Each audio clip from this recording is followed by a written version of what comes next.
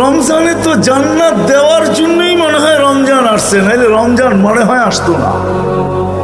ছোট ছোট জিনিসের উপরে জান্নাত। মালিক যদি কর্মচারীর থেকে একটু কাজ হালকা করে 8 ঘন্টার জায়গায় 6 ঘন্টা করে দেয়, এতটুক সহানুভূতির উপরে আল্লাহ ওয়াদা করতেছেন জান্নাত দিয়া দিবেন।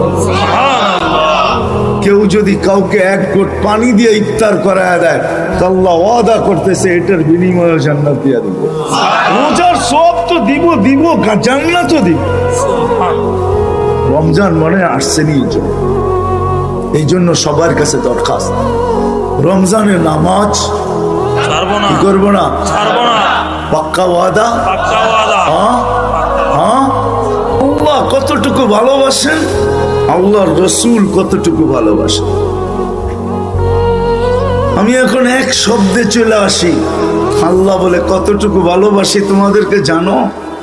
আমি তো 2-4টা দেখাইলাম, এটা দিয়ে মনে হয় বুঝে আসে নাই কতটুকু আল্লাহ আমাদেরকে, এই উম্মতকে, উম্মতে মুহাম্মাদীকে আল্লাহ কতটুকু ভালোবাসে।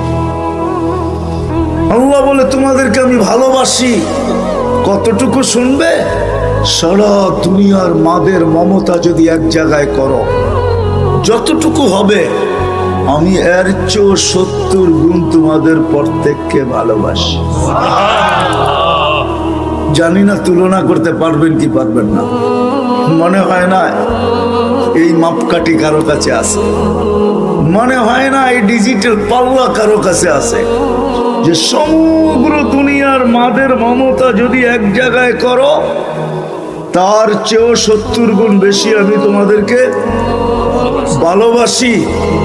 চলেন আরেকটা কাহিনী দিয়া যদি বুঝে আসে যে আল্লাহ আমাদেরকে কতটুকু ভালোবাসে। তো মুসলিম শরীফে আছে এক ব্যক্তি উটের উপরে তার খানা পানি সব কিছু বাইদা নিয়া মরুভূমি দিয়া চলতেছিল। কোথাও ক্লান্ত হয়ে একটু বসছে, চক্ষু লেগে গেছে, তো উট হারায় গেছে। ওটা কোনো ধুধু চোখ যত দূর যায় কোথাও উট দেখা যায় না।